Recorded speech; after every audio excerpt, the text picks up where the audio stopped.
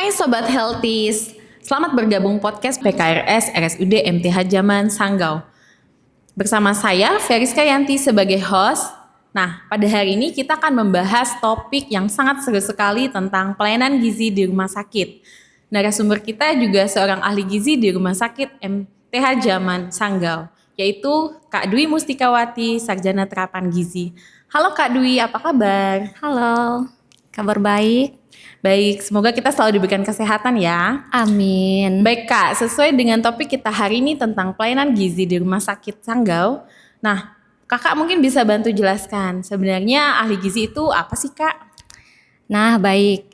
Jadi ahli gizi ini sebenarnya merupakan salah satu tenaga profesional di bidang kesehatan. Dia ini mempunyai pengetahuan dan keterampilan khusus tentang ilmu gizi.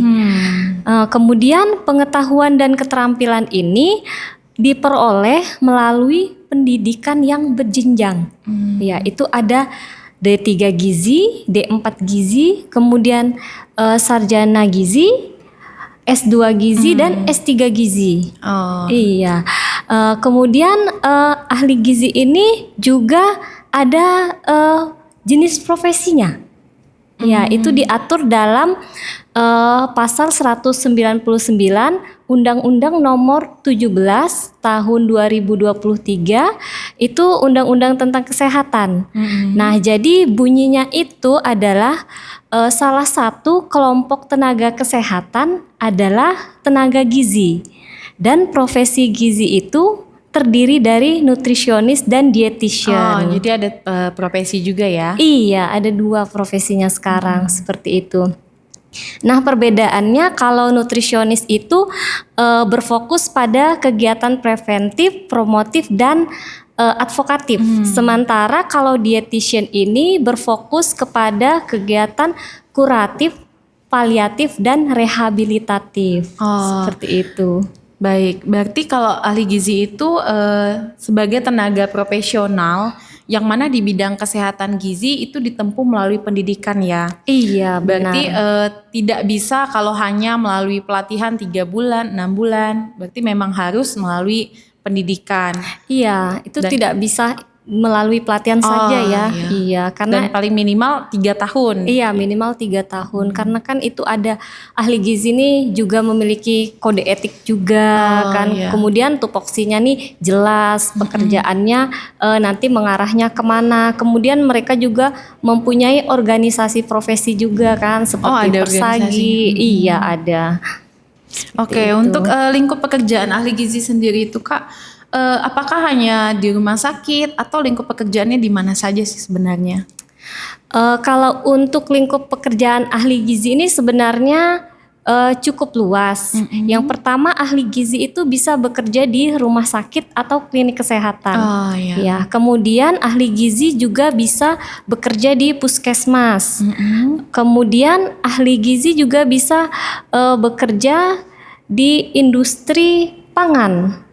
Iya, kemudian bisa jadi tenaga pendidik seperti dosen. Kemudian ahli gizi juga bisa membuka praktek sendiri. Bisa juga ya, praktek mandiri. Berarti untuk ahli gizi dengan profesi ya, yang seperti tadi Kakak jelaskan. Iya. Wah, berarti cukup luas ya lingkup pekerjaan ahli gizi. Nah, kalau untuk terkait nih Kak, pelayanan gizi di rumah sakit sendiri, itu pekerjaan apa yang dilakukan oleh teman-teman ahli gizi di rumah sakit? Nah, kalau untuk pekerjaan ahli gizi di rumah sakit itu pelayanan gizi ya. Iya, pelayanan gizinya. Itu diatur dalam Permenkes nomor 78 tahun 2013. Itu ada namanya pedoman pelayanan gizi rumah sakit atau disebut juga PGRS. Nah, di situ terdiri dari 4 jenis pelayanan. Yang pertama itu pelayanan di gizi rawat jalan. Kemudian yang kedua itu pelayanan gizi rawat inap. Yang ketiga itu penyelenggaraan makanan. Dan yang terakhir itu penelitian dan pengembangan di bidang gizi. Wah, cukup banyak ya ternyata pekerjaan ahli gizi di rumah sakit. Iya. Tapi mungkin bisa Kakak lebih lanjut menjelaskan terkait tentang asuhan gizi rawat jalan, rawat inap, ataupun tadi yang seperti Kak jelaskan tentang penyegaran makanan, supaya sobat-sobat healthies juga tahu dan mengerti bagaimana pekerjaannya. Nah, baik. Kalau untuk di pelayanan gizi rawat jalan itu dia ada 2 kegiatan yang dilakukan. Yang pertama itu ahli gizi melakukan konseling iya. gizi. Kemudian yang kedua ahli gizi itu bisa melakukan penyuluhan. Nah, dalam hal ini bekerja sama dengan tim promosi kesehatan rumah sakit. Seperti itu.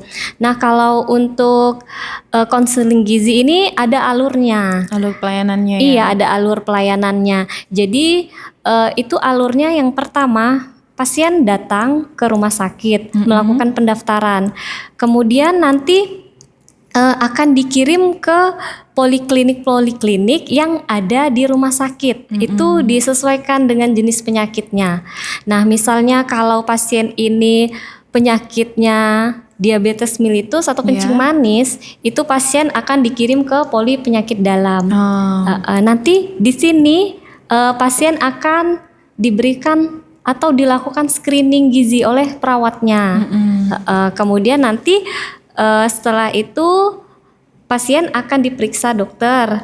Nah, apabila dirasakan pasien ini mengalami atau menuju ke risiko malnutrisi atau dengan kondisi khusus, nanti dokter akan mengirimkan ke poligizi untuk diberikan asesmen atau pengkajian gizi lebih lanjut, seperti itu. Berarti alurnya memang harus ke poliklinik dulu ya untuk mendapatkan konsultasi gizi. Iya, tidak bisa langsung dia kalau berdasarkan SOP-nya. Kemudian nanti di poligizi tindakan apa yang biasanya dilakukan teman-teman gizi? Ataupun edukasinya berarti hanya sesuai dengan yang dokter bilang, oh kalau sakit diabetes berarti akan diberikan edukasi gizi tentang diabetes. Iya, kurang lebih seperti itu. Namun yang dilakukan itu lebih spesifiknya ya, yang dilakukan ahli gizinya itu dalam pengkajian gizi itu akan dikumpulkan data-data pasien.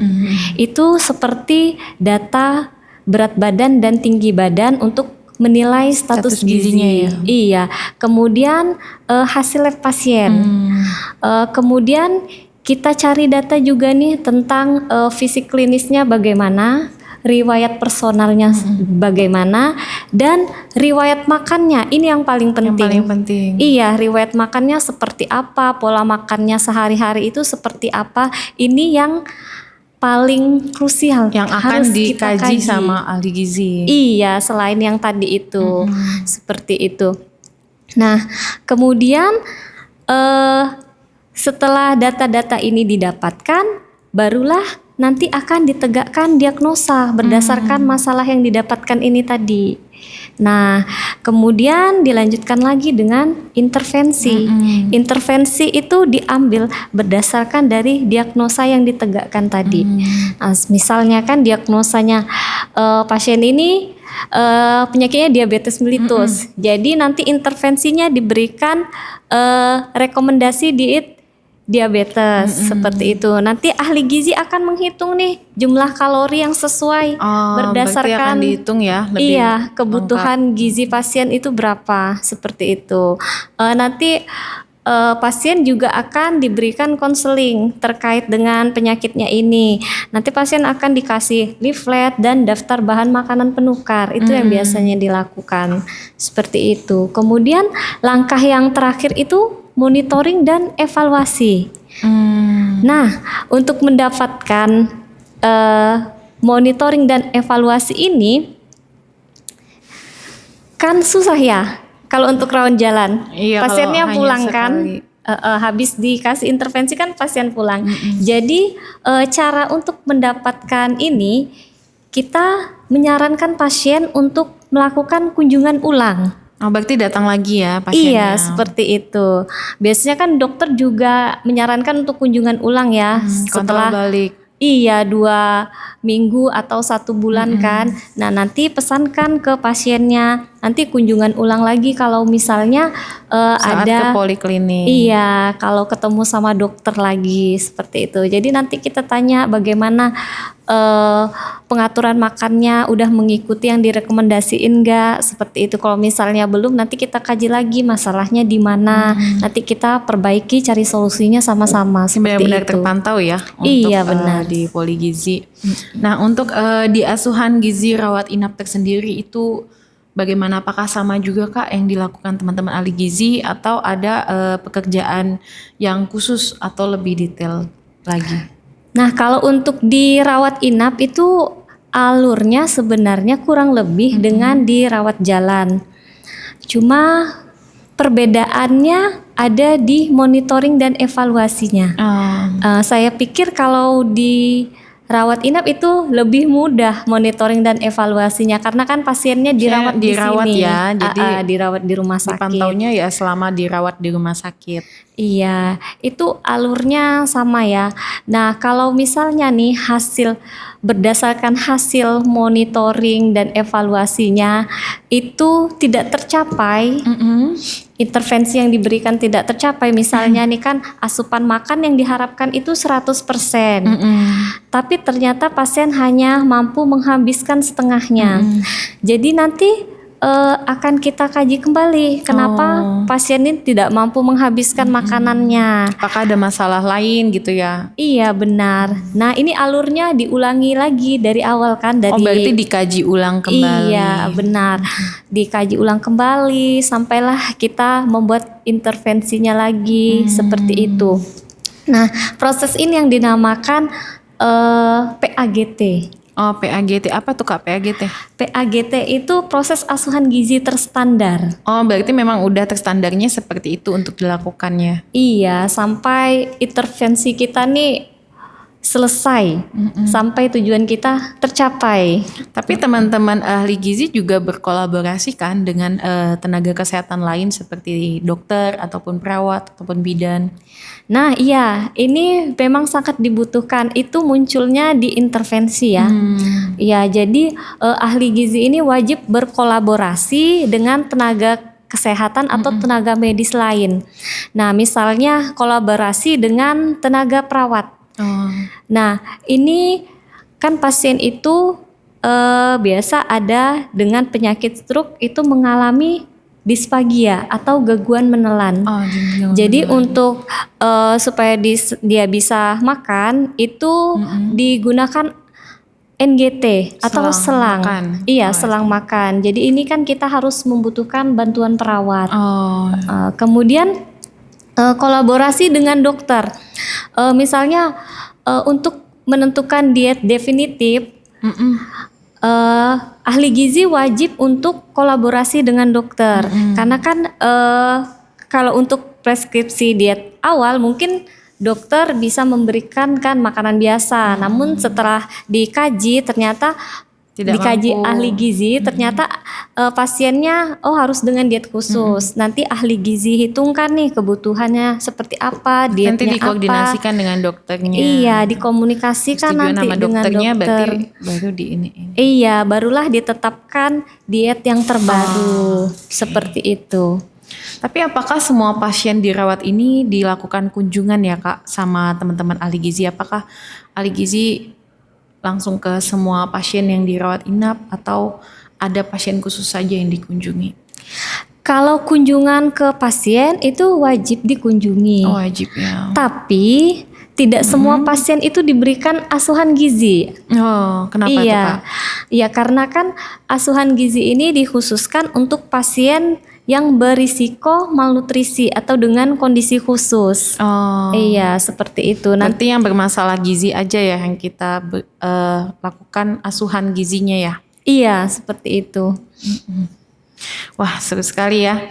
Nah, untuk gizi ini kan juga berhubungan dengan makanan pasien ya. Iya. Saya penasaran nih, Sobat Healthies juga pasti penasaran. Nah, sebenarnya itu apakah teman-teman ahli gizi ini juga mengantar makanan atau jangan-jangan ahli gizi juga tukang masak makanan pasien atau gimana Kak? Mungkin bisa bantu dijelaskan. Oke, jadi Itu sistem penyelenggaraan makanan sih ya, lebih ke situ ya. Nah, ahli gizi itu tidak mengantar makanan. Oh, tidak mengantar makanan ya. Iya. Jadi yang ngantar makanan siapa dong, Kak? Ini ada tenaganya tersendiri. Kemudian yang untuk memasak makanan juga sudah ada tenaga tersendiri. Oh. Ya, jadi kalau untuk penyelenggaraan makanan itu prosesnya dimulai dari perencanaan. Itu kan makanan direncanakan nih, udah ada menunya kan, menunya udah tersusun, kemudian standar dietnya udah tersusun. Nah, dari perencanaan ini tadi kita lakukan pengadaan bahan makanan. Nah, misalnya besok nih menunya ayam goreng atau sayurnya sayur sop. Jadi hari ini kita buat nih daftar list bahan makanan yang akan Dipakai untuk besok. Iya, benar. Itu kita catat kan. Baru nanti kita kirimkan bon pemesanan ke tender. Oh, tender. Tempat pemesanan bahan makanan yang sudah ditentukan kan. Nah, kemudian setelah dilakukan pengadaan bahan makanan, itu kan besoknya bahan makanan datang nih. Kita terima bahan makanannya. Nah, di sini bahan makanan itu akan kita cek. Oh, dicek kembali ya? Iya, karena ada standarnya. Oh, iya, tidak bisa sembarangan. Jadi misalnya nih kayak ayam, standar potongannya itu seperti apa, beratnya berapa gram. Nah, seperti itu harus kita cek lagi spesifikasinya. Kemudian kalau sayur itu tidak boleh busuk, seperti itu. Nah, kalau sudah sesuai, kita akan menyimpan bahan-bahan makanan ini. Itu dibedakan, bahan makanan kering dan bahan makanan basah itu tidak boleh disatukan penyimpanannya. Iya, karena takutnya nanti terjadi kontaminasi. Oh iya, seperti itu.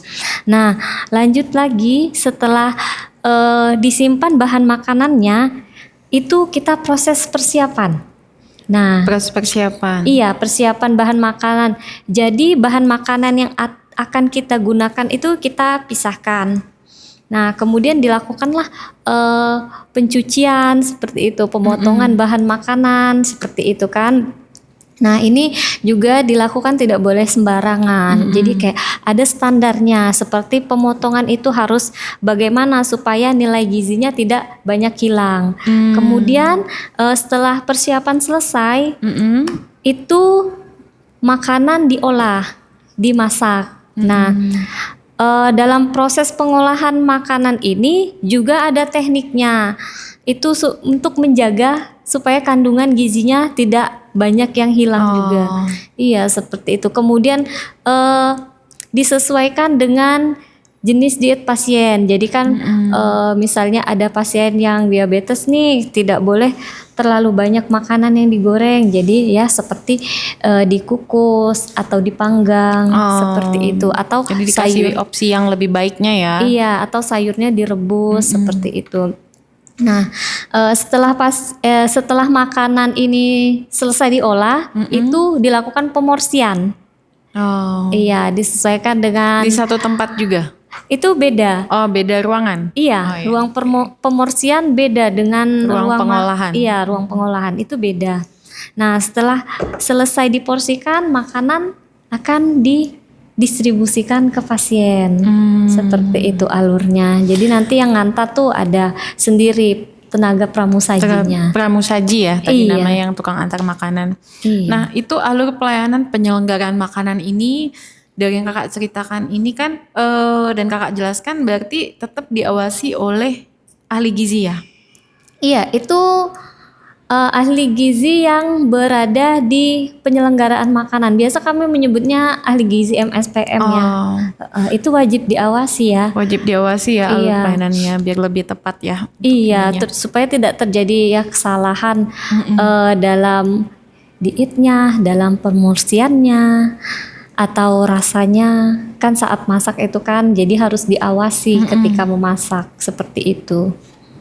Nah, saya juga tadi penasaran juga nih Kak. Kan tadi Kakak juga ada bilang terkait dengan pelayanan gizi, penelitian dan pengembangan. Apa yang dikembangkan di pelayanan gizi? Mungkin bisa bantu dijelaskan. Nah, untuk penelitian dan pengembangan, jadi ahli gizi itu juga melakukan penelitian supaya sistem penyelenggaraan makanan itu lebih baik.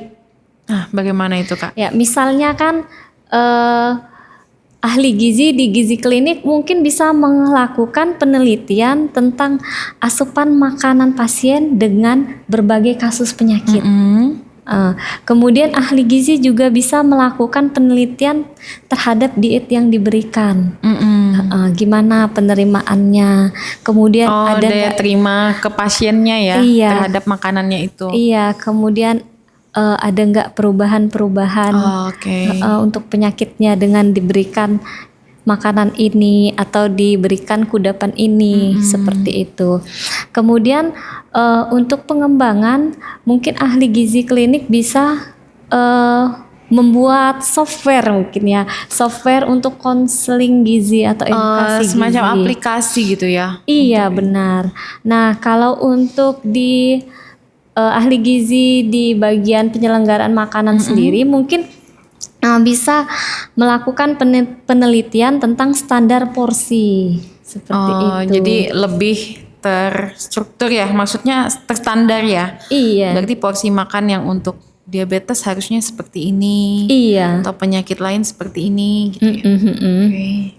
Sementara kalau untuk pengembangan sendiri mungkin ahli gizi di penyelenggaraan makanan bisa membuat, contohnya ya, membuat software untuk logistik bahan makanan. Jadi bahan makanan yang misalnya yang udah habis itu bisa cepat gitu kelihatan, Udah kelihatan kan di aplikasi di itu ya. aplikasi, apa yang sudah mau habis kan, jadi bisa segera dipesan. Stoknya bagaimana, seperti itu. Wah, ternyata pekerjaan ahli gizi di rumah sakit cukup komplit ya. Iya. Istilahnya banyak yang dilakukan dari asuhan gizi lanjut tadi kepada pasien, juga termasuk ngatur ke makanannya ya. Iya, benar. Sampai melakukan penelitian dan pengembangan. Nah, pastikan ada sebuah tantangan ya nih Kak, dalam menghadapi pekerjaan sebagai ahli gizi ya. Iya. Mungkin kakak bisa jelaskan tantangan apa aja sih yang dihadapi teman-teman ahli gizi di rumah sakit biasanya? Oke, baik. Kalau tantangan itu menurut saya mungkin yang pertama itu karena di era digitalisasi ya saat Iya, ini ya. modern ya, sekarang kan apa-apa pakai Iya, digital. iya, jadi di entry kan, semua laporan di entry gitu kan. Apalagi kalau misalnya untuk ahli gizi yang udah senior, mungkin kan akan kesulitan ya. Iya, dalam penggunaan itu. Tapi memang harus dituntut wajib tahu kan. Karena menurut saya seperti kan di rumah sakit itu ada namanya SIM-RS dan Apa itu Kak SIM-RS? SIM-RS itu sistem informasi manajemen rumah sakit. Nah, kemudian ada lagi RME, itu rekam medis elektronik. Jadi ahli gizi juga harus tahu cara penggunaannya. Karena seperti rekam medis elektronik ini kan semua pencatatan tentang laporan-laporan pasien itu kan di input di situ. Oke. Nah, ini jadi lebih rapi, datanya lebih rapi, kemudian lebih mudah diakses, dan untuk kesalahan dalam pembacaan tulisan teman-teman lain itu sangat kecil karena kan itu diketik ya. Jadi lebih jelas ya. Iya. Berarti catatan asuhan perkembangan pasien itu jika menggunakan apa tadi SIM-RS ya, ataupun Rekam medis elektronik. rekam medis elektronik itu lebih jelas. Iya, benar, lebih jelas dia. Dan menurut saya sih mungkin lebih efisien dan efektif ya. Iya, Jadi lebih cepat untuk pelayanannya. betul. Aksesnya lebih cepat kan. Kemudian yang kedua mungkin tantangannya itu di sumber daya manusianya ya. Ini maksudnya kebutuhan ahli gizi. Jadi masing-masing rumah sakit itu berdasarkan tipenya itu ada standarnya ahli gizinya yang dibutuhkan berapa orang seperti itu. Kalau untuk rumah sakit MTH Zaman sendiri itu gimana? untuk kebutuhan ahli gizinya? Kalau kebutuhan rumah sakit kita itu kan tipe C ya. Iya. Kebutuhan ahli gizi itu standarnya ada 30 orang. Oh, banyak sekali ya. Iya. Namun ini dibagi lagi menjadi 2. Yang pertama itu registered dietitian. Itu kebutuhannya 18 orang. Kemudian yang kedua itu technical registered dietitian. Nah, itu kebutuhannya 12 orang. Nah, ini yang TRD ya singkatannya. Yang TRD ini itu seperti tenaga gizi yang lulusan D3 atau D4. Oh iya. Ini kan kalau di rumah sakit udah 12 orang, saya pikir sudah cukup Sudah ya. terpenuhi ya. Iya, sudah terpenuhi. Untuk dietitian sendiri berarti ini mungkin yang dimaksud kakak ini yang profesi tadi ya? Iya, untuk yang profesi itu kan masih belum ada ya. Di sini sangat langka profesi dietitian. Iya. Di Kalimantan Barat sendiri masih kurang. Kemudian tantangan yang ketiga itu mungkin tentang standarisasi menu dan diet. Itu gimana tuh Kak? Itu maksudnya misalnya menu itu harus disesuaikan. Jadi rumah sakit itu harus membuat daftar menu yang disesuaikan dengan kebutuhan pangan lokal atau kebiasaan budaya yang ada di daerah setempat, disesuaikan dengan itu. Nah, kemudian tantangannya juga misalnya ada bahan makanan saat ini pemesanan bahan makanan itu kan kita sudah ada menunya kan mau masak apa. Kemudian ternyata ada salah satu bahan makanan yang tidak ada. Sulit didapatkan ya. Iya, jadi kita harus mengganti bahan makanan tersebut dengan yang mudah didapatkan yang hampir mirip-mirip dengan bahan makanan yang kita inginkan, seperti itu. Nah, jadi itu kan agak kesulitan ya. Apa nih bahan makanan nih yang kandungan gizinya mirip-mirip. Nah, jadi itu alangkah baiknya memang menggunakan bahan pangan lokal yang mudah didapat di sekitar. Berarti harus melakukan survei pasar dulu ya. Iya, seperti itu. Kemudian tantangan yang terakhir itu tentang akreditasi dan mutu. Gimana tuh Kak? Iya, jadi kalau akreditasi dan mutu untuk pelayanan gizi itu ada beberapa penilaian. Yang pertama itu tentang ketepatan jadwal. Iya, jadwal pengantaran makanan. Karena kan ada mungkin beberapa pasien yang akan minum obatnya sudah ditetapkan jamnya. Sudah sesuai. Iya, jadi ya memang jam makan itu harus sesuai. Sudah ada standarnya jam makannya. Nah, kemudian yang kedua itu ketepatan diet. Jadi diet itu harus tepat 100%. Ya, karena bagaimana mungkin dietnya salah ya, nanti malah makin parah kondisi pasiennya. Benar. Kemudian yang ketiga itu sisa makanan.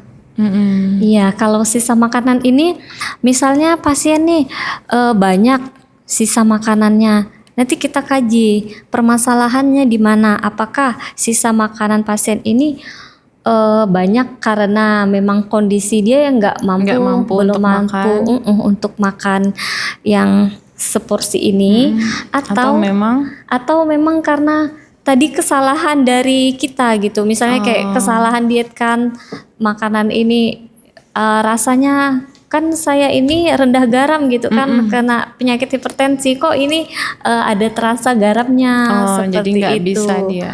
Iya. Jadi membuat sisa makanannya lebih banyak. Iya, seperti itu. Atau kan rasa makanannya kurang enak nih.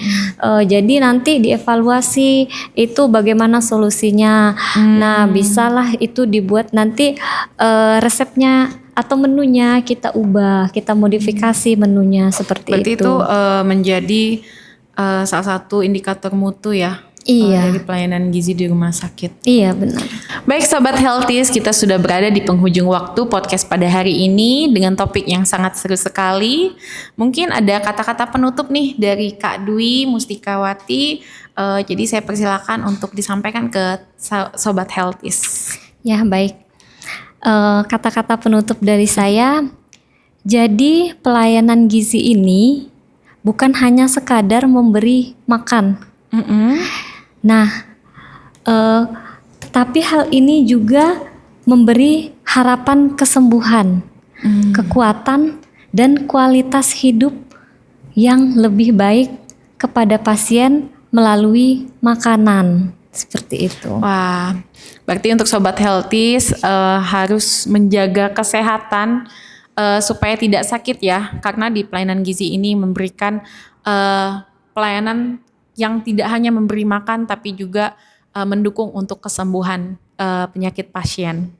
Oke Sobat Healthies, podcast hari ini sudah selesai, sudah di penghujung waktu. Sampai berjumpa di podcast selanjutnya.